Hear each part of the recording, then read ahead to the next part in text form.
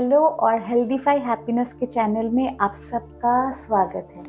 मैं आशा करती हूँ आप लोग स्वस्थ होंगे और इस सीरीज़ से फ़ायदा ले रहे होंगे। हमारे इस सीरीज़ को बनाने का उद्देश्य यही है कि इंडिया में इतने सारे लोग स्ट्रेस में हैं, उनको कैसे हम हेल्प कर सकें ताकि वो घर में रहकर अपने स्ट्रेस को समझें और कम कर सकें। आगे बढ़ने से पहले ये रिक्वेस्ट करूँगी कि मेरे चैनल को सब्सक्राइब कर लीजिएगा और कंटेंट प्लीज़ दूसरों के साथ शेयर करेंगे ताकि सबका फ़ायदा हो सके। हम जब कोई भी अच्छा कर्म करते हैं तो उसका रिजल्ट हमें डेफिनेटली मिलता है।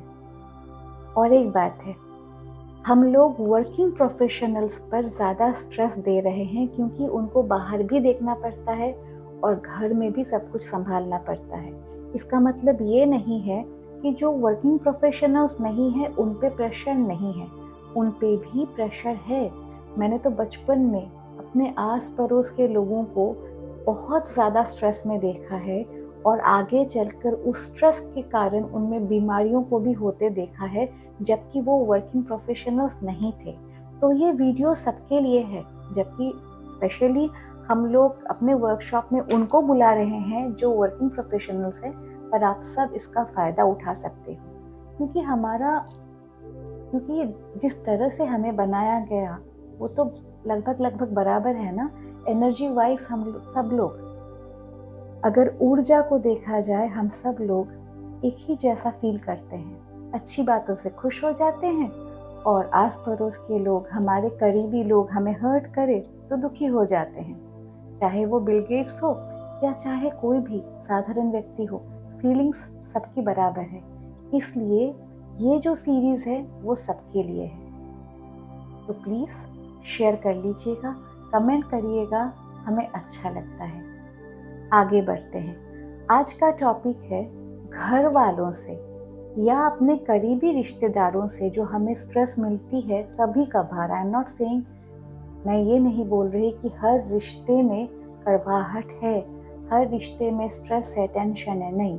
पर होता है ऐसा कि हमारे जीवन में अक्सर एक व्यक्ति ऐसा होता है जो इमोशनली हमारे लिए इम्पोर्टेंट है, करीब का रिश्ता होता है और वो जाने अनजाने हमें हर्ट करते रहते हैं। ऐसा कोई व्यक्ति हो सकता है हमारे घर में जो डिप्रेशन के मरीज खुद हों। अगर वो डिप्रेशन के मरीज हैं तो वो आपको खुशी कहाँ से देंगे। एक कहावत है ना, हर्ट पीपल। जो दुखी होते हैं खुद अंदर से, वही दूसरों को दुख देते हैं। तो ऐसे में करें क्या? घर छोड़ के जा तो नहीं सकते और हमेशा वो लोग इलाज लेने के लिए तैयार भी नहीं होते। आजकल डिप्रेशन का एक और रूप आ गया है जो बहुत ज़्यादा चर्चे में है, वो है नार्सिसिस्ट। ऐसे व्यक्ति से तो भगवान हम सबको बचाए, क्योंकि हमें पता ही नहीं चलता कि वो इंसान प्यार भी शो कर रहा होता है और अंदर से हमें खोखला भी कर रहा होता है।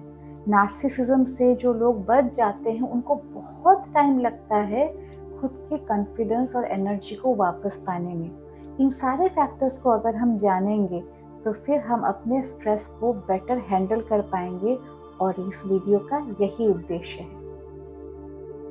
आप पहले आइडेंटिफाई करिए कि आपके आसपास, आपके जीवन में कौन कौन है जो आपको लगातार, इस बात पर ध्यान दीजिएगा, लगातार या मैक्सिमम टाइम तक दुख दे रहे हैं।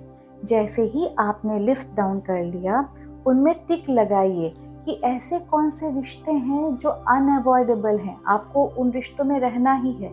मान लो आपके पापा या आपकी मम्मी डिप्रेशन की मरीज हैं या एंजाइटी में है या किसी कारणवश उनमें बिटरनेस आ गया है, तो उन्हें तो आपको सहना पड़ेगा, आप उनसे अलग नहीं हो सकते, आपकी ड्यूटी बनती है।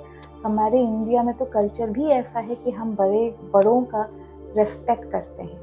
तो मैं ये नहीं कह रही आप उनको छोड़ के चले जाओ, पर आपके जीवन में शायद कोई दोस्त आपका ऐसा होगा या कोई दूर का रिश्तेदार ऐसा होगा या कोई बुआ जी फूफा जी होंगे व्हाटएवर, जो आपको लगातार नीचा दिखाते हों। कहीं दूर के ताऊ जी आपको कुछ कह रहे हैं और लगातार कह रहे हैं, बचपन से आपने देखा कि उनसे आपको मोटिवेशन नहीं मिली, खाली आपको डांट मिली है। तो इस बात को बहुत ठंडे दिमाग से सोचिए कि कौन कौन से लोग आज के डेट में आपके जीवन में हैं जो आपको ज़्यादातर समय, थोड़ा बहुत इधर उधर सब में होता है, पर मैक्सिमम टाइम कोई आपको टेंशन दे तो आपको उनके साथ क्या करना चाहिए। लिस्ट आपने बना ली, अब आप काटना शुरू करो नाम। जो करीब के नहीं हैं उन्हें जाने दो। क्लियरली समझा दो कि आप वो नॉनसेंस नहीं लेने वाले, आपका जीवन वैल्यूएबल है। जब आप अपने व्यवहार से ऐसा समझा देंगे तो वो व्यक्ति समझ भी जाएगा, क्योंकि हर इंसान का ज़मीर जानता है कि वो आपके साथ क्या कर रहा है। तो मैं ये कह रही थी कि ये लिस्ट बना लीजिए आप कि आपके जीवन में कौन ऐसे लोग हैं जिनको आप अब टाटा बाय बाय कह सकते हो, बहुत हो गया, अपने बहुत सह लिया। अब बात करते हैं उन लोगों की जिनको आप अपने जीवन से निकाल नहीं सकते, जिनको आपको अपने जीवन में रखना है। तो ऐसे में क्या करें? ऐसे में मैं आपसे ये बोलूँगी कि अपनी बाउंड्री डिफाइन करिए। ये आपके मन में एक मैप होना चाहिए, एक लाइन होनी चाहिए, लक्ष्मण रेखा कह लो आप, कि मैं इतने से ज़्यादा नहीं सहने वाली या नहीं सहने वाला। मान लो किसी कारणवश आपका बच्चा आपको बहुत तंग कर रहा है, उसको ये मालूम पड़ गया कि आप तंग हो रहे हो और कहीं ना कहीं आपको तंग करके उसको सैडिस्टिक प्लेजर मिल रहा है। ऐसा होता है क्योंकि बहुत लोगों का संस्कार होता है ना, हम उनसे नहीं लड़ सकते, नेचर होता है। तो ऐसे में उसको आप इग्नोर करो, आप किसी के पास देके चले जाओ, उनको, उस बच्चे को ये समझा दो कि मैं तुम्हारी मम्मी हूँ, मैं तुम्हारा पापा हूँ। इसका मतलब ये नहीं है कि मैं तुम्हारा नॉनसेंस लूँगा। ये नॉलेज उसके लिए इम्पॉर्टेंट है ताकि आगे चलकर आपके जीवन में वो आपको परेशान कभी ना करे, उसके दिमाग में ये बात फिट हो जाए कि आप छोड़ के चले जाओगे। भले ही आपको कष्ट हो, पर ये ज़रूरी है। एक और बाउंड्री बनाओ बड़ों के साथ, उनके साथ बैठो, इज्जत से बोल दो कि आजकल ना मैं थोड़ा सा ज़्यादा परेशान हूँ, पढ़ाई चल रही है, मेरे एग्ज़ाम्स हैं, या मेरी तबीयत ठीक नहीं चल रही है, या मुझे माइग्रेन हो रहा है, या मेरे ऑफिस में टेंशन है। कुछ भी आप ऐसा बोल दो, उनको एक रीज़न दे दो कि आप ना प्लीज़, मैं आपसे रिक्वेस्ट कर रहा हूँ कि आप थोड़ा सा मुझसे प्यार से बातें करेंगे तो मुझे बड़ी अच्छी लगेगी। और जब भी वो आपसे प्यार से बात करें, क्योंकि करेंगे, ऐसा नहीं है कि उस रिश्ते में प्यार नहीं है, तो आप मोटिवेट करो।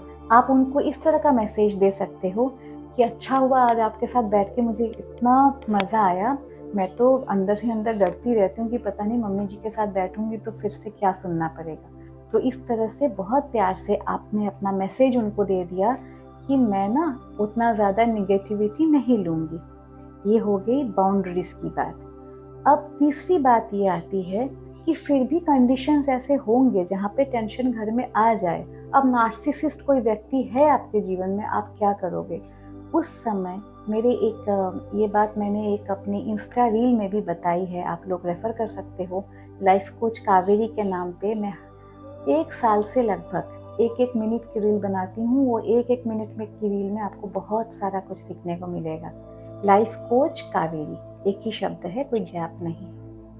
तो मैंने इस टॉपिक को वहाँ भी कवर की है, छोटे में मैंने समझा दिया है कि अगर आपके जीवन में कोई ऐसा व्यक्ति है जिसके साथ आपकी कोई फॉर्मल मैरिज नहीं हुई है, कोई रिश्ता नहीं हुआ है, शादी होने वाली है, या ऐसे ही कुछ आपका चल रहा है, रिलेशनशिप में हो, तो आप यूनिवर्स को प्रे करो, भगवान से प्रार्थना करो कि भगवान, वो भी आपके संतान है, मैं भी आपकी संतान हूँ। एक दुखी जीवन में हमें नहीं जाना चाहिए। आगे की जो फैमिलीज है वो भी अफेक्टेड होंगी, दोनों की फैमिलीज अफेक्टेड होंगी। तो ऐसे में उनको ठीक कर दो, या तो हम दोनों को इस रिश्ते से आप बाहर कर दो। ये प्रार्थना आप करते रहो, उनको विशेस भेजते रहो, पॉजिटिविटी भेजते रहो, तो शायद वो ठीक हो जाएं। क्योंकि ये इम्पॉर्टेंट है कि उनको पता चले आपको पेन होता है, और होता ही है, दुर्व्यवहार मिले अपनों से तो किसे अच्छा लगता है। अब बात करते हैं उन लोगों की जिनकी आदत आप बदल नहीं सकते, जिनको आप छोड़ नहीं सकते। मान लो वो आपके बच्चों के पापा हैं, तो ऐसे में क्या करोगे? आपकी छोटी बेटी बड़ी हो रही है, आगे चल के दिक्कतें आएगी, आप नहीं कमाते हो, आपका कोई फिनेंशियल बैकग्राउंड इस तरह का नहीं है, तो आप खुद को विजुअलाइज करो कि आप एक प्रोटेक्टेड बबल में हो। आपके चारों तरफ आप ऐसा इमेजिन करो कि एक प्रोटेक्शन है जो आपकी रक्षा कर रही है। उनके जो शब्द हैं वो आपके कान तक पहुंच ही नहीं रहे। वो जो भी कह रहे हैं आपको ऐसा लग रहा है कि किसी ने म्यूट बटन दबा दिया है।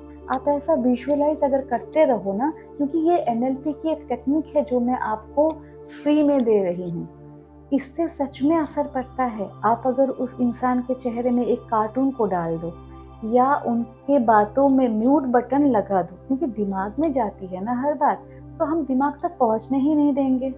वो जब बात कर रहे हो कुछ भी विजुअलाइज कर लो कि उनके चारों तरफ से नूडल्स निकल रही है, मैगी निकल रही है नाक से, कान से, कुछ भी ऐसा फनी सोच लो, क्योंकि आपको खुद की रक्षा तो करनी है।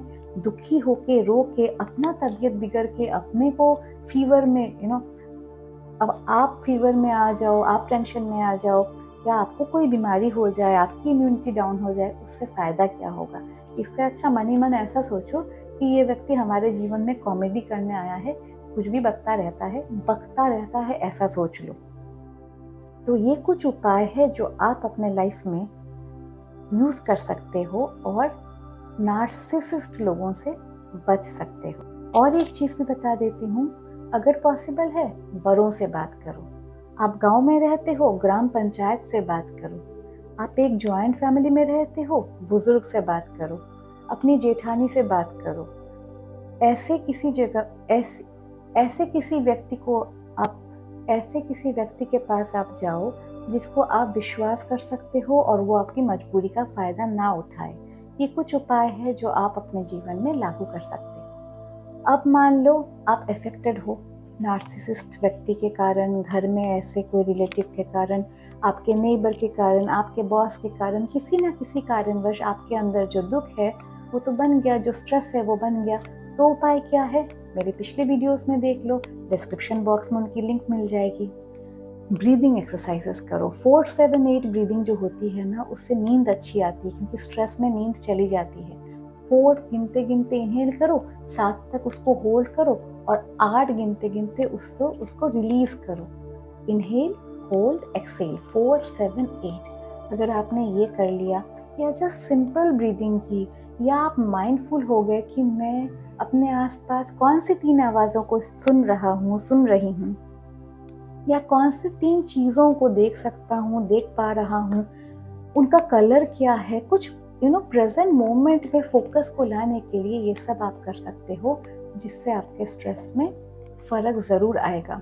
मेडिटेशन करो, मेडिटेशन करो। मैं सच में बोलती हूँ, 10 मिनट सूर्य नमस्कार कर लो। ये सब करोगे तो आप अपने शरीर में जो स्ट्रेस घुस गई है ना, उसको भी निकाल सकते हो, और नया स्ट्रेस ना घुसे, उसके लिए मैंने उपाय बता दिया है। आशा करती हूँ आप लोगों को अच्छा लगा होगा। अपना ढेर सारा ख्याल रखिए, आपका जीवन इम्पोर्टेंट है। नमस्ते।